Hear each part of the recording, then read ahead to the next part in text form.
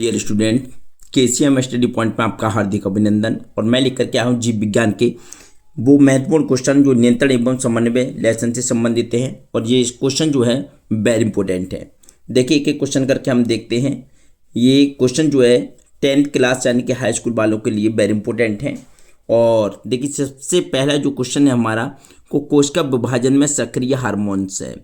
देखिए कोशिका विभाजन में सक्रिय हार्मोन्स कौन सा होता है, इसमें ऑक्सिन या इंडोल एसिटिक अम्ल या साइटोकाइनिन या जिब्रेलिन। तो इसका जो सही जवाब होगा वो साइटोकाइनिन। साइटोकाइनिन जो होता है वो कोशिका विभाजन में सक्रिय हार्मोन्स होता है। उसके बाद में देखिए दूसरा क्वेश्चन है मानवों में जैव प्रक्रियाओं का नियंत्रण और नियमन होता है। तो ये बताना हमारे लिए किस तरीके से जो है मानवों में जैव प्रक्रियाओं का नियंत्रण और नियमन होता है। इसमें 4 विकल्प हैं, जनन और अंतःस्रावी तंत्रों से, श्वसन और तंत्रिका तंत्रों से, अंतःस्रावी और पाचन तंत्रों से, तंत्रिका और अंतःस्रावी तंत्रों से। तो इसका सही जवाब होगा तंत्रा और अंतःस्रावी तंत्रों से जो है मानवों में जैव प्रक्रियाओं का नियंत्रण और नियमन होता है। उसके बाद में क्वेश्चन नंबर 3 है हमारा, दो न्यूरॉनों के बीच का संगम स्थल कहलाता है। जो दो न्यूरॉनों के बीच का संगम स्थल, देखिए कोशिका जंक्शन या तंत्रिका पेशी जंक्शन या तंत्रिका जोड़ या फिर सिनेप्स। तो इसका सही जवाब होगा सिनेप्स, यानी कि सिनेप्स जो है दो न्यूरॉनों के बीच का संगम स्थल कहलाता है। उसके बाद है हमारा नेक्स्ट क्वेश्चन है, क्वेश्चन नंबर 4 है मस्तिष्क का मुख्य सोचने वाला भाग होता है। तो इसमें सोचने वाले भाग में जो है हमारा अग्र मस्तिष्क का जो होता है भाग वो के सोचने वाला होता है। उसके बाद है शरीर की अनैच्छिक क्रियाओं का नियंत्रण होता है। तो शरीर की अनैच्छिक क्रियाओं का जो नियंत्रण होता है वो अग्र मस्तिष्क की मेडुला से होता है। उसके बाद हमारा क्वेश्चन नंबर 6 है तंत्रिका कोशिका के भाग जहाँ सूचना उपार्जित की जाती हैं। देखिए तंत्रिका कोशिका का विभाग जहाँ सूचना उपार्जित की जाती हैं तो वह कहलाता है एक्सॉन, केंद्रक या कोशिका काय या दुम्रिका। तो इसका सही जवाब होगा हमारा 6 का डी, यानी कि दुम्रिका कहलाता है। जो तंत्रिका कोशिका का जो भाग होता है जहाँ सूचना उपार्जित की जाती है उसको दुम्रिका कहते हैं। उसके बाद है सुनने, सूंघने, देखने आदि के लिए विशिष्टीकृत क्षेत्र होते हैं। देखिए सुनने और सूंघने और देखने आदि के लिए विशिष्टीकृत क्षेत्र होते हैं। तो इसमें बताने आपके लिए देखिए कौन सा भाग होता है मस्तिष्क का, अग्र मस्तिष्क, मेडुला या अनुमस्तिष्क या पश्चिम मस्तिष्क। तो इसका जो सही जवाब होगा हमारा यानी कि 7 का ए, यानी कि अग्र मस्तिष्क होगा।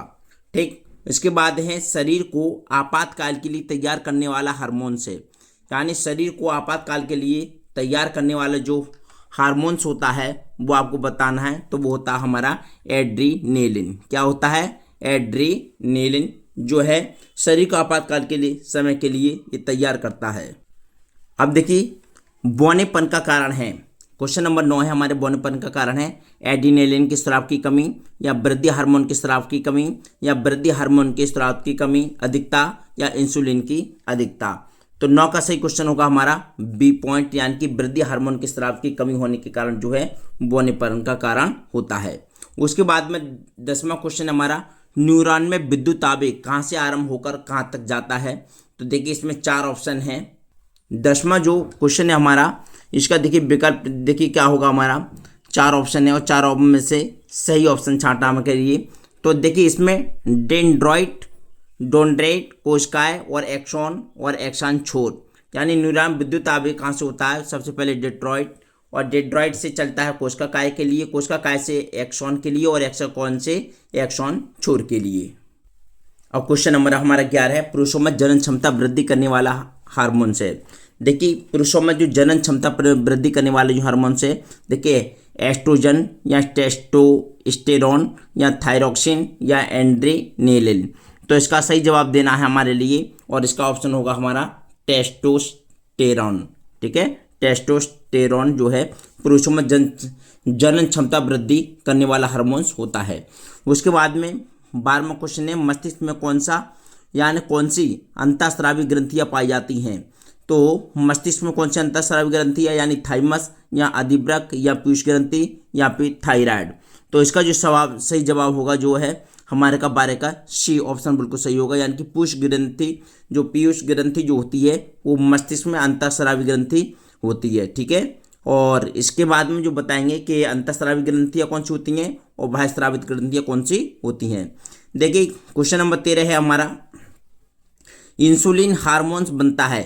तो इंसुलिन जो है, जिनको शुगर की बीमारी हो जाती है, वो इसी की वजह होती है। तो इंसुलिन हार्मोन्स बनता है अंडाशय में, यकृत में, अग्नाशय में या फिर वृषण में। तो इसका सही जवाब होगा, ये जो इंसुलिन बनता है वो अग्नाशय में बनता है। ठीक, इसके बाद में क्वेश्चन नंबर अगला देखते हैं, और ये 14वां क्वेश्चन वेरी इंपॉर्टेंट है। देखिए, शरीर की मास्टर ग्रंथि कहा जाता है, ये बहुत आता है ये क्वेश्चन, शरीर की जो मास्टर ग्रंथि कहा जाता है। तो इसमें 4 ऑप्शन, थायराइड को, पिट्यूटरी या पीयूष ग्रंथि को, या थाइमस को, या एड्रिनल को। तो इस क्वेश्चन को जो आप रट लेना बहुत अच्छी तरीके से। तो जो शरीर की जो मास्टर ग्रंथि होती है उसको बोलते हैं पिट्यूटरी या फिर पीयूष ग्रंथि बोलती है इसको। ठीक है, इसको अच्छे तरीके से याद कर लेना, और ये जो है आपके लिए वेरी इंपॉर्टेंट है। क्या है? वेरी इंपॉर्टेंट है। इसके बाद में आयोडीन निम्नलिखित हार्मोन्स का घटक है। तो आयोडीन किसका घटक है? कौन से हार्मोन्स का घटक है? तो देखिए, एड्रिनेलिन, पैराथार्मोन, या थायरॉक्सिन, या ग्लूकेगॉन। तो इसमें से सही जवाब देना हमें 15 का सी ऑप्शन बिल्कुल सही होगा, थायरॉक्सिन। थायरॉक्सिन जो होता है वो आयोडीन हार्मोन का घटक है, यानी थायरॉक्सिन आयोडीन हार्मोन का घटक है। इसके बाद में देखिए, हार्मोन क्या होता है? हार्मोन क्या होता है ये आपको बताना है, यानी कि एमिनो अम्ल होता है, या कार्बोहाइड्रेट्स होता है, या फिर जटिल कार्बनिक पदार्थ होता है, या फिर एक प्रकार का प्रोटीन होता है। तो देखिए, हम बता दें आपको, जो हार्मोन जो होता है वो जटिल कार्बनिक पदार्थ होता है। हार्मोन क्या होता है? जटिल कार्बनिक पदार्थ होता है। अब देखिए, 17वां है, इसमें निम्न में अंतःस्रावी ग्रंथि नहीं है। तो अंतःस्रावी ग्रंथि नहीं है तो थायराइड, या पीयूष, या यकृत, या फिर अधिवृक्क। तो इसका सही जवाब होगा हमारा, यानी जो अकृत होती है वो अंतःस्रावी ग्रंथि नहीं है, ये बाह्य स्रावित ग्रंथि होती है यकृत, और बाकी थायराइड, पीयूष, अधिवृक्क जो है वो अंतःस्रावी ग्रंथियां होती हैं। इसके बाद में क्वेश्चन नंबर 18 है, रुधिर में शर्करा की मात्रा का नियंत्रण किस हार्मोन से द्वारा किया जाता है? जो रुधिर यानी कि ब्लड में जो शर्करा की मात्रा का नियंत्रण, शर्करा होती है, मतलब जिसके कारण इंसुलिन बढ़ जाता है और उनको क्या हो जाता है, यानी कि शुगर की बीमारी हो जाती है। तो सीधे इसी से मालूम पड़ गया होगा कि रुधिर में शर्करा की मात्रा का नियंत्रण किस हार्मोन से द्वारा किया जाता है। तो इसमें ऑप्शन है एड्रिनेलिन, थायरॉक्सिन, रिलैक्सिन और इंसुलिन। तो 18 का सही जवाब होगा हमारा इंसुलिन। ठीक, इसके बाद में वृषण से संबंधित हार्मोन है। वृषण से संबंधित हार्मोन बताना है आपके लिए। तो वृषण से संबंधित हार्मोन होता है, ये बताना है आपको। तो देखिए, 19 के में 4 ऑप्शन हैं। देखिए, प्रोजेस्टेरॉन, एफएसएच, या गैस्ट्रिन, या टेस्टोस्टेरोन। तो इसका जो है टेस्टोस्टेरोन जो होता है वो वृषण से संबंधित हार्मोन्स होता है, टेस्टोस्टेरोन। ठीक, याद रखेंगे इसको, वेरी इंपॉर्टेंट है। साइटोकाइनिन सर्वप्रथम प्राप्त किया गया, साइटोकाइनिन सर्वप्रथम प्राप्त किया गया जीवाणु से, जंतुओं से, या पादपों से, या फिर फफूंद से।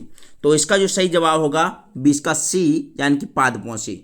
साइटोकाइनिन सर्वप्रथम जो प्राप्त किया गया था वो पादपों से प्राप्त किया गया था। ठीक, पादपों से यानी कि वृक्षों से। उसके बाद में 21वां क्वेश्चन है, पौधों में प्रकाश दीप्ति काल पुष्पन को कम किया जा सकता है ऑक्सीजन से, या जिबेरेलिन से, या साइटोकाइनिन से, या पुष्पन हार्मोन से। तो 21 का आपको सही जवाब बताना है। तो 21 का बी ऑप्शन हमारा बिल्कुल सही होगा, यानी कि जो पौधों में प्रकाश दीप्ति काल पुष्पन को कम किया जा सकता है वो जिबरेलिन से किया जा सकता है। किससे? जिबरेलिन से। उसके बाद में हृदय गति को तीव्र करता है, हृदय गति को तीव्र करता है, यानी कि थायरॉक्सिन से, गैस्ट्रिन से, या ग्लाइकोजन से, या एड्रिनेलिन से। तो इसका जो सही जवाब होगा 22 का डी ऑप्शन हमारा सही होगा, यानी एड्रिनेलिन के द्वारा जो है हृदय गति को तीव्र करता है। इसके बाद है मादा पुष्पों की संख्या में वृद्धि होती है, यानी कि मादा पुष्पों की संख्या में वृद्धि होती है, ये आपको बताना है किसके कारण होती है। तो मादा पुष्पों की संख्या में वृद्धि होती है एफसी से कम से, या फिर इथाइलिन से, ऑक्सिन से, या साइटोकाइनिन से।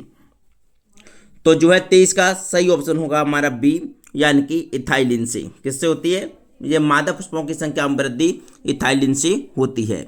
उसके बाद में कार्टिसोन स्रावित होता है, कार्टिसोन स्रावित होता है अग्नाशय ग्रंथि से, एड्रिनल ग्रंथि से, या पीयूष ग्रंथि से, या थायराइड ग्रंथि से। तो 24 का सही विकल्प होगा हमारा एड्रिनल ग्रंथि से जो है कार्टिसोन स्रावित होता है, कार्टिसोन स्रावित होता है। और क्वेश्चन नंबर देखिए 25, निम्न में से कौन एक पादप हार्मोन्स नहीं है? तो ऑक्सिन, जिब्रेलिन या एस्ट्रोजन या साइटोकाइनिन।